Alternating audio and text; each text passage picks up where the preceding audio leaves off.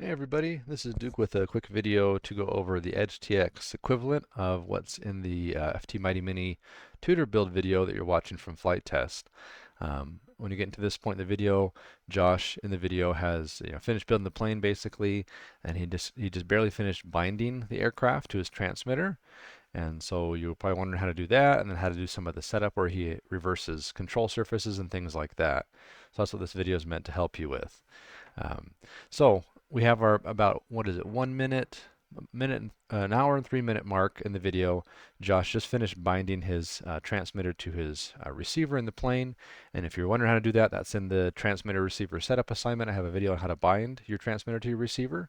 And then he goes into some of the things you need to do to set up the plane in terms of the control surfaces. So let me minimize that and go over to our dot cam. So here I have the mini tutor. It's set up and working and things like that right now. Um, it is on a different transmitter than I've flown it with, so it's actually a good example here because I think we have some things reversed. But let's turn this around here for a minute. Get that in frame. I have the tail of my airplane here, and we want to do what's called the high five check. So have the plane facing away from you, and then have your transmitter, in the normal orientation. If you pull back on the stick here, the elevator, okay, should come up, not down. So that's backwards. So if I pull back, the elevator should be going this direction because that would help the plane to climb. Right now it's inverted or reversed. So that's not good. And then the rudder should follow the control stick here, and it's not following. So it's going to the right when I move the stick to the left, and vice versa. The high five check is kind of, if you imagine this being on top of the plane, I pull this back, and the elevator should come up to give me a high five on the stick. So boom, high five. And if you imagine it pushing forward, it would go around the bottom of the plane and kind of high five the front of the transmitter. Here, the rudder should just match up. Okay, and it's not matching up, it's doing the opposite, so it's not going to give me a high five either. Okay, so both of those control surfaces are inverted or reversed.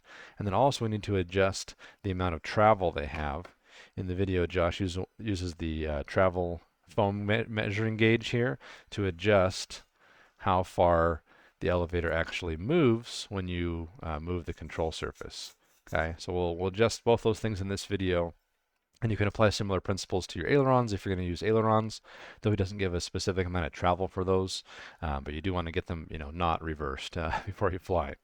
So I'm going to scoot this over a little bit here and zoom in on the transmitter. Okay. And we're going to go ahead and go to our normal model page. And so what we're going to do to reverse the surfaces first is we're going to go into the model menu. Then we're going to page over until we get to the outputs tab. And if you remember from in class and stuff, we've talked about how the channel order works in EdgeTX and Express LRS and everything. So we have channel 1, 2, 3, 4. That's ailerons, elevator, throttle, and rudder. We don't have any ailerons on this aircraft right now, so we're not going to worry about channel 1, but of course you would apply these same principles if you had ailerons. And so we know we need to reverse both our elevator and our rudder.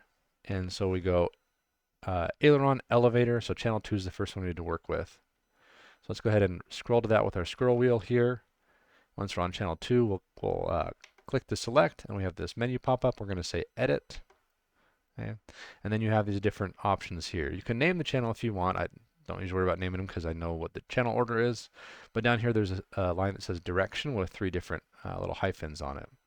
Let's roll down to that one. We're going to click on it. That's going to say INV for inverted. Okay. If we zoom back out, now we'll see as we pull the control stick back towards us, the elevator comes up, okay, like it's supposed to. So now it's going the right direction. This isn't necessarily something you did wrong in building the aircraft. It's just depending on how you put your servos in or which direction things are mounted, it may or may not be inverted. So it's not a failure of anything. It's just something you have to do as you set up the airplane. So now we have that moving correctly. Excellent. So we can go back into the menu and we can press return. Return again, and now we're back in this outputs menu. We got to reverse our rudder as well. So that's not channel 3, that's our throttle. Don't reverse your throttle. And we have channel 4. Okay, that's our rudder. So we're going to go press on that. Edit. Same kind of thing. Let's do this first. Go down to direction, inverted. And now as we move our rudder left and right, it follows the stick, gives me a high five, left, right. Excellent. Okay. So the control surfaces are now moving in the correct directions, and that's all based on EdgeTX's output menu here.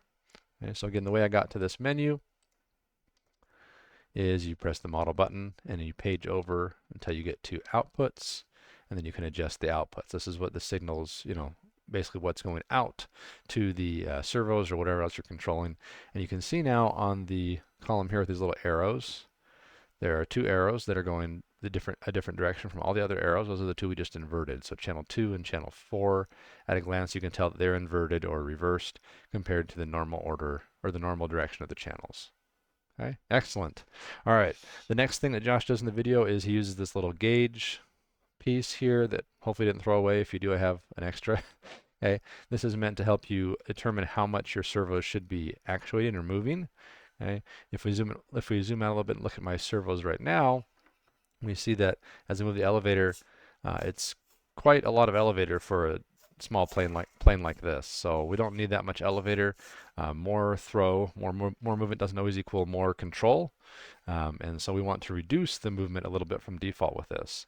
So it's going to be a little bit hard to show you on cameras because I got to kind of hold three different things here, but we'll try to do this here. So you take our gauge just like he does in the video. You line up the cut point there with the pivot point on the elevator. So let's see right about there.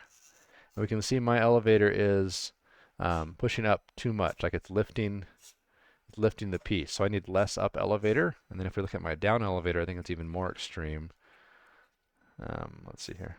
Yeah, we can definitely see that's too much. So if I try to hold it flat and then move the elevator, it pushes it way off. And you just make sure you're lining up the little turn here, I guess, or the change in direction of the foam with the pivot point of your elevator, the hinge line, to get an accurate angle as much as possible. So how do we adjust that? How do we reduce the amount that it moves, right? So that's also something you can do in the outputs page. So I'm going to try to show both of these things here. It's a little bit tricky, but that's all right. So let's say first we're going to adjust our elevator. Okay, so we're going to go back into channel 2 for elevator. We're going to press on that and press edit.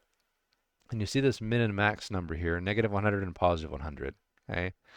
Make sure you don't have your propeller on when you're doing any of this stuff in case you accidentally start adjusting channel 3 and your propeller's on, then it would spin up and that would be dangerous. Okay, so make sure your propeller's not on for this stuff. But we're in channel 2, so we're on our elevator channel and we have our min and max values here. So you're just going to have to kind of trust me because you won't be able to see this very well once I zoom out. But if I click on this and adjust it, okay, from -100 down to negative, 80 or whatever I'm going to adjust it to. Okay, as I'm doing that, the either up or down maximum position of the elevator is moving. Okay, so I'm going to zoom out a little bit and kind of show that to you. All right, so right now we're at -55. Let's see. What I'm going to kind of do is I'm going to hold the control down or up, either way, and we're going to roll this number and see if we're making adjustments. And this axis, oh, there we go. See the elevator moving?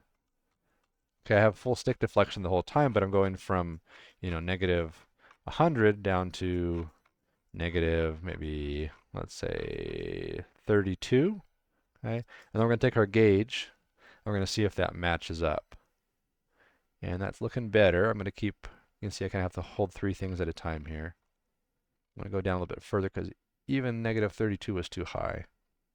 So about right there, I think, is pretty good. If you look at that gauge over here, you can see it's lined up with the elevator pretty well, and I'm at -26. So we reduced the amount of output quite a lot on the up elevator, and then we'll do the same thing with down elevator. Okay, but we'll select the other. Zoom back in here. So we got -26 here. We're going to click with our scroll wheel, and we're going to go ahead and go to the max one. We're going to click on that, and now we're going to do the same thing, adjusting that to be less than 100 so that when we go the other direction, it doesn't move quite so much. So let's go down to somewhere close to like 30 probably to start with. We'll down to 35 or so. We're going to measure the gauge this way. A little bit less even, maybe around right there, 25 or so. So you see it's quite a reduction in, maybe a little bit more than 25 actually. Let's see. There we go, about 38 maybe. A little bit hard to do all this on camera with be able to see everything, but you get the idea, I think. We're adjusting to get that gauge to meet, and that gives us the appropriate throws, what those are called, throws, control surface throws, to control the aircraft, appropriately and not have it be like all over the place and really twitchy and everything when we're controlling it. So once you have the right values there in that channel, you will then go ahead and just, click to kind of save the value, and you return back to this page, and now you see that instead of the 100 all the way down, we have -27 and 30, what is that, 38, okay? And that's fine. So we can see we adjusted the values on that channel. And now when we move the elevator, it doesn't move quite as much as before because we adjusted those throws. And that's okay. That's, from the manufacturer. The kit recommends those amounts of throws, so that's what we're going to use. You can, of course, change it later if you wanted to, but I found that worked pretty well when I went and flew this just the other day, actually.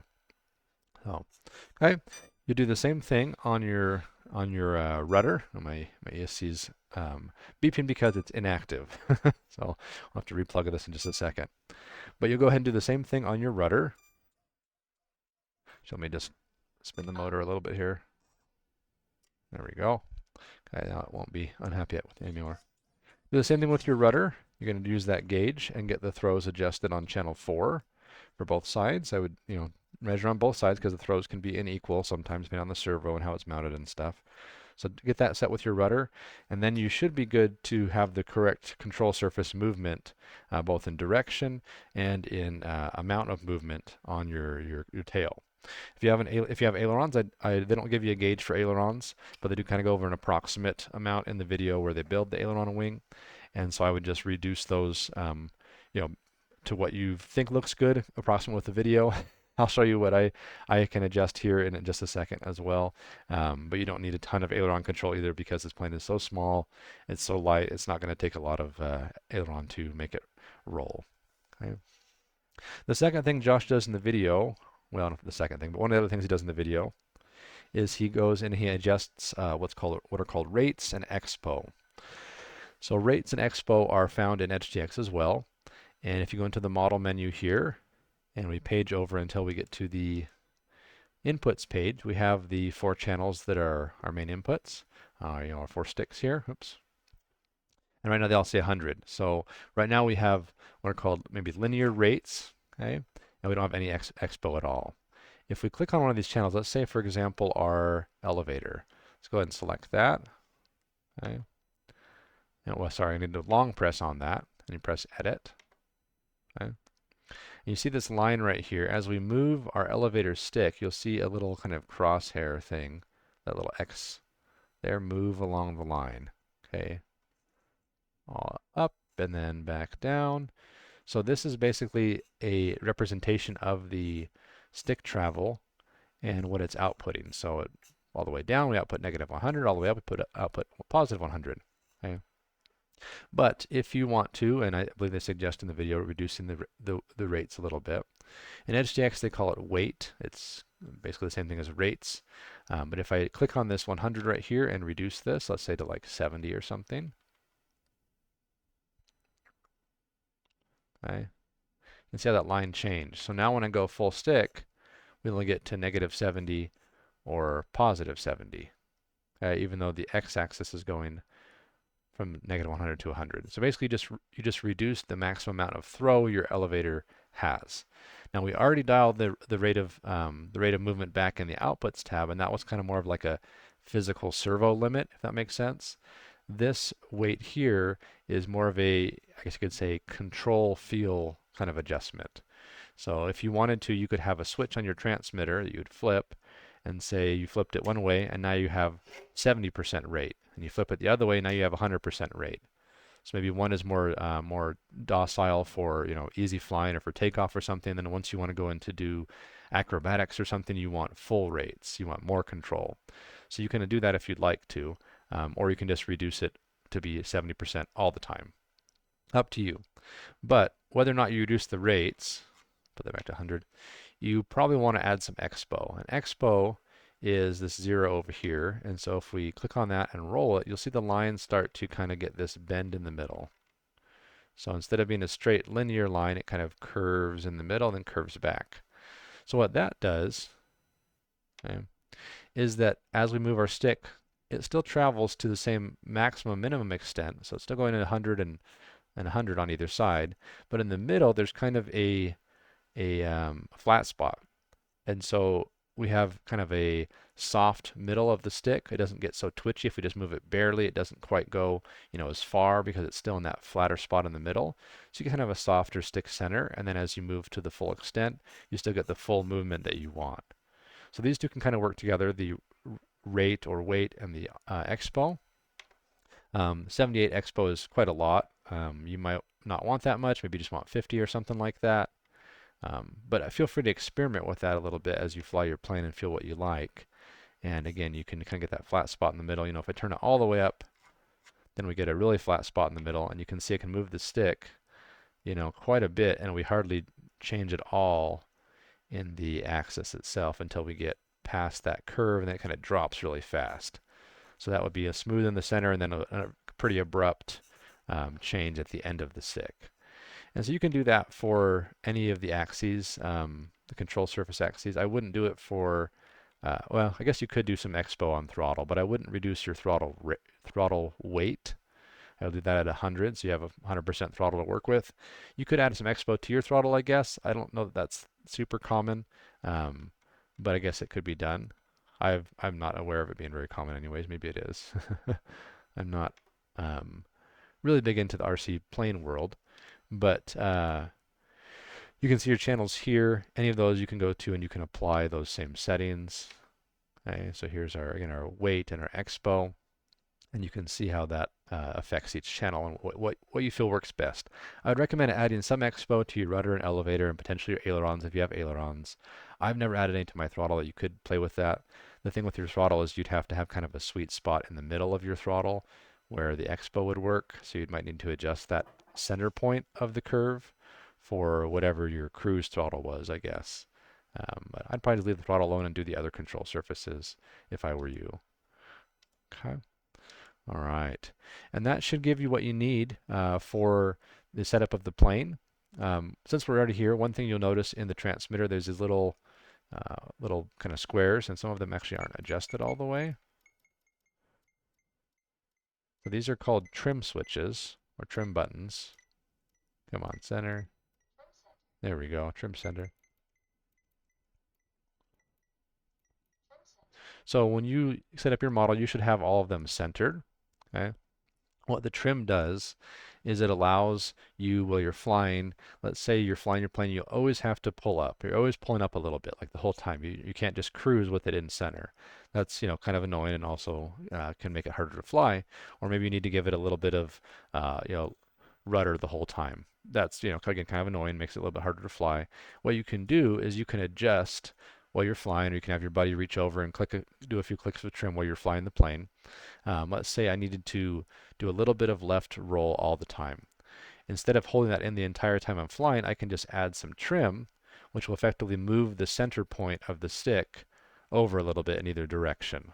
So if I go like this, you can see it now, it's no longer centered, and we have like basically this full movement here all the way over there. We don't want to move it that far. You want to only need probably a few clicks of trim as long as you built your airplane correctly physically. But let's take a look, if we zoom out a little bit here, at what the rudder trim would do to the rudder. That'll be the easiest to see on camera, I think. A little bit more. There we go. Okay, so I'm going to adjust the rudder trim right here and just watch the rudder control surface here as I move this to one side. Okay, so you saw the rudder move there. Basically, it's giving me a little bit of in-flight adjustment. If my plane tends to want to turn one direction or something like that, then I can adjust that while I'm flying, or even fly it quick, bring it down, make some adjustments, fly it again to get whatever works best for my plane. These are built out of foam board, and so there can be some little warps and twists that you need to adjust for with some trim. All right, that should take care of things and get you started on your plane setup. And we'll be flying these pretty soon. Thanks.